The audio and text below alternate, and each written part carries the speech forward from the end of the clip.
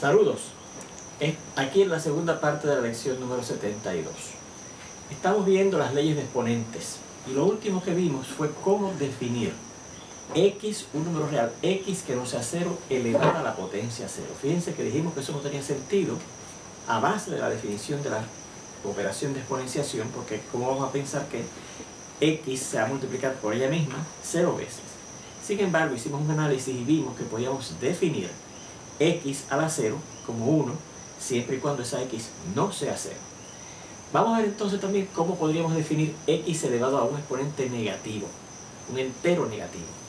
También, si pensamos qué significaría eso, pues significa que vamos a multiplicar ese número real x por el mismo menos n veces.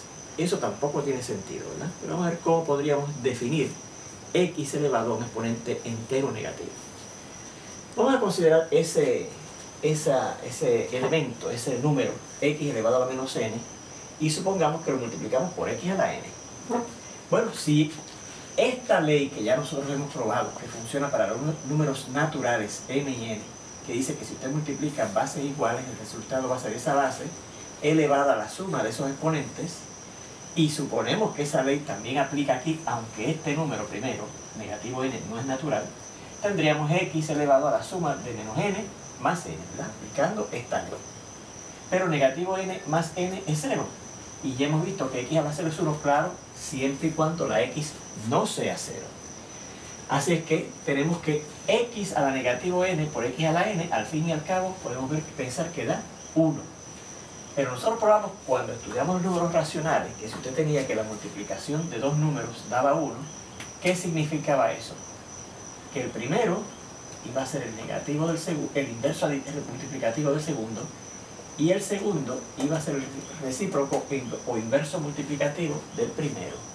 Por lo tanto, si aquí hemos encontrado, a base de este análisis y suponiendo que esta ley aplica, esta ley de exponentes aplica, aunque este exponente no sea natural, y hemos encontrado que el producto de este número por este otro da 1, pues el primero, por ejemplo, que es x a la negativo n, tiene que ser el recíproco, de acuerdo a esto, ¿verdad? El primero tiene que ser el recíproco del segundo. Pues el primero aquí, el x a la negativo n, tiene que ser el recíproco del segundo, x a la n. Pero x a la n, recuerde, por una propiedad es x a la n sobre 1. Y el recíproco de una fracción es la fracción virada al revés. Así es que fíjense que yo he encontrado que x a la negativo n, al fin y al cabo, lo podemos escribir como 1 sobre x a la n. Claro, siempre y cuando x no sea 0, porque fíjense que en el camino tuvimos que usar el hecho de que x a la 0 es 1, y en ese caso x no puede ser 0. Por lo tanto, fíjense cómo podríamos definir un número real elevado a una potencia entera negativa. Vamos a coger un número real x que no sea 0 y un número natural n. Entonces, x a la negativo n va a ser igual a 1 sobre x a la n, que fue lo que encontramos aquí, ¿ves? Que x a la negativo n va a ser 1 sobre x a la n, ¿ok? Bueno, pues a base de esas leyes, ahora yo tengo este otro teorema que me da otras leyes de exponentes. Miren, vamos a tomar dos números x y y reales que no sean 0. Y vamos a tomar un número natural n. Entonces, si yo tengo la fracción 1 sobre una base elevada en el denominador a un exponente negativo, yo puedo cambiar ese exponente negativo a positivo, moviendo esa base arriba, y entonces el exponente, fíjense, cambia de negativo a positivo. Si yo tengo una fracción elevada a un exponente negativo, eso va a ser igual que la fracción virada al revés, o sea, buscando el recíproco de la fracción, y entonces fíjense que el exponente va a cambiar a positivo. Bueno, vamos a ver la demostración específicamente de la segunda parte. La primera parte usted la puede ver en forma parecida, ¿ok? Pero vamos a ver la demostración de la segunda parte y la tenemos aquí. Miren, la prueba de la segunda parte. Vamos a tomar el número x sobre y elevado al negativo n.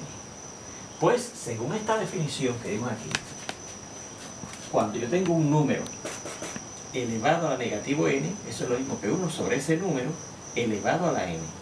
Pues si yo tengo este número, que ahora en vez de ser x, es la fracción x sobre y elevado a la negativo n, pues según esa definición, repetimos, eso va a ser 1 sobre x, sobre esa fracción x sobre y, elevado entonces al exponente n. Pero entonces, si aquí yo uso esta ley de exponentes, ¿ves?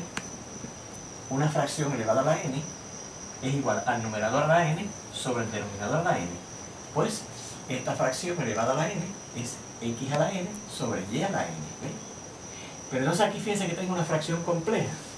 Una fracción que tiene fracciones, o particularmente una fracción en el denominador. Pues ¿cómo yo puedo simplificar esa fracción? Multiplicando su numerador y su denominador por el mínimo denominador común que haya entre las fracciones que contiene esa fracción compleja. Pero como esa fracción compleja nada más contiene esta fracción, su denominador y a la n es el mínimo denominador común. Por lo tanto, multiplicaremos tanto el numerador como el denominador de esa fracción compleja por y a la n. ¿Okay? Arriba, 1 por y a la n va a dar y a la n.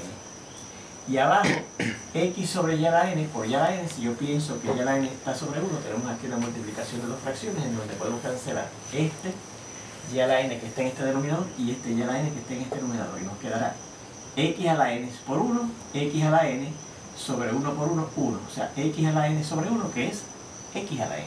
Y eso ya tenemos la fracción simple, ¿ves? Tenemos una fracción compleja, la convertimos en una fracción simple. Pero entonces ahora fíjense que esto se parece a esta expresión que está aquí, ¿ves?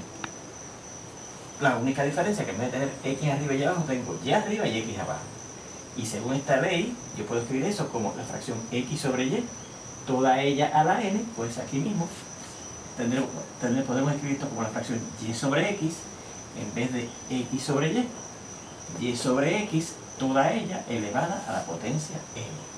Así que, por lo tanto, como hemos encontrado que esto es igual a esto, y esto es igual a esto, y esto es igual a esto, y esto es igual a esto, lo primero, x sobre y elevado a negativo n, va a ser igual a lo último, y sobre x a la n, por la ley transitiva de la igualdad.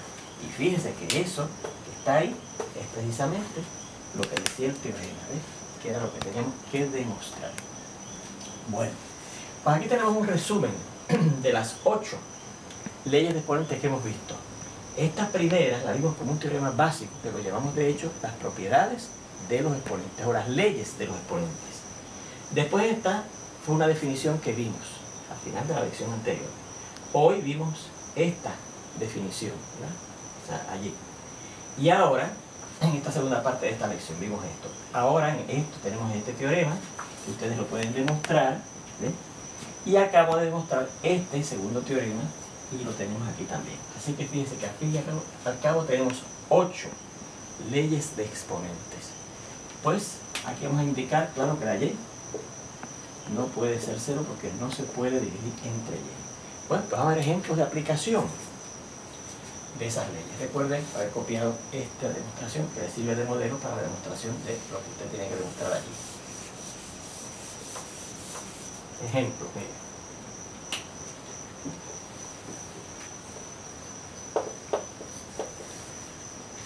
Miren, esta dice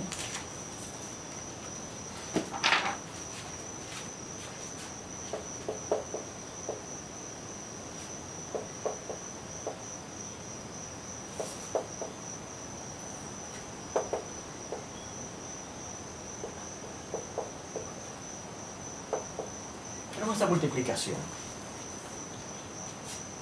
La multiplicación hay de varios factores. Bueno, recuerde que estos números, ahora estamos trabajando en el conjunto de los números reales, así que las variables también representan números reales. Así que como es una multiplicación, le podemos aplicar la ley conmutativa de la multiplicación y cambiar el orden de los factores, ¿verdad? Y yo lo voy a cambiar de esta manera, mire, y le voy a decir después cuál es el criterio que estamos usando.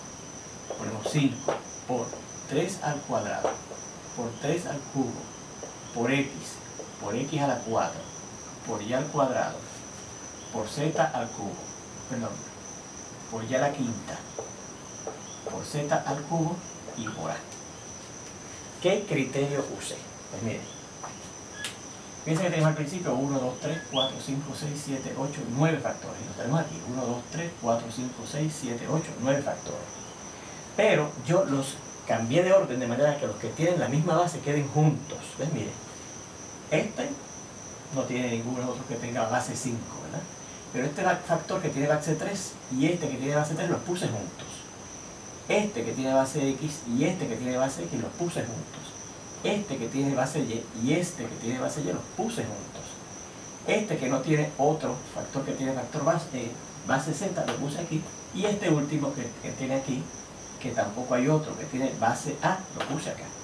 Así que fíjense que el criterio fue que uní o como hice la conmutatividad de manera que los que tienen la misma base quedaran juntos. Y si ahora yo los asocio, esos en particular, que tienen la misma base, miren lo que ocurre. Esto será 5 por, y entonces 3 al cuadrado por 3 al cubo, si aplico esta ley, ¿verdad?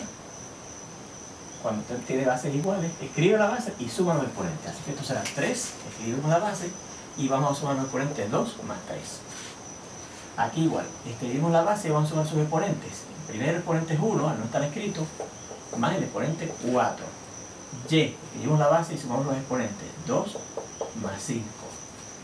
Z al cubo, no combina con más nadie, ¿verdad? No se asocia con más nadie, y la A. Entonces esto finalmente será 5 por 3 a la, y 2 más 3 es 5, X a la, 1 más 4 es 5, Y a la potencia, 2 más 5, 7, Z al cubo y A. Y esa sería la respuesta de ese problema, ¿ves? Si usted quisiera, podría buscar cuánto es 3 a la quinta y lo multiplica por 5, pero lo puede dejar expresado de esta manera, ¿ves? Así que fíjense cómo fue que simplificamos eso aplicando fundamentalmente esta ley.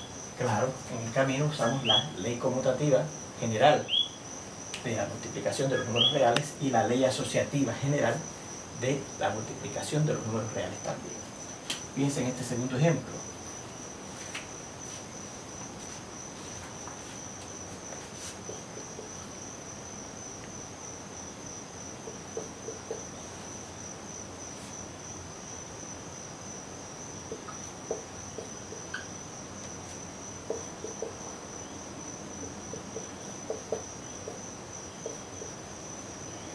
Tenemos otro problema de multiplicación, ¿verdad que sí? Bueno, fíjense que tenemos aquí una multiplicación, pero tenemos unas exponenciaciones. Así que primero hay que hacer esas exponenciaciones, ¿verdad? Porque recuerden que las exponenciaciones vienen antes que las multiplicaciones. ¿Y cómo vamos a exponenciar esto que está aquí? Pues fíjense que aquí tenemos una multiplicación elevado a una potencia. Pues mire, esta ley de exponentes número 4 dice que cuando usted tiene una multiplicación elevada a una potencia, lo que tiene que hacer es coger cada uno de los factores y elevarlos a esa potencia, ¿se fijan? Así que esto será el negativo 2 al cuadrado, el x a la 5 al cuadrado, el y al cubo al cuadrado. Y por la misma razón, este producto, esta multiplicación de factores elevada al cubo, pues será cada uno de esos factores elevado al cubo. Negativo 3 al cubo, x al cubo, y a la 5 al cubo y z al cubo. Cada uno de los factores acá al cubo. Acá fue cada uno de los factores al cuadrado. Y ahora buscamos esos cuadrados, esas potencias, ¿verdad? Negativo 2 al cuadrado es 4, porque sería negativo 2 por negativo 2. X a la 5 a la 2. Fíjense que eso se parece a esto. X a la n a la n.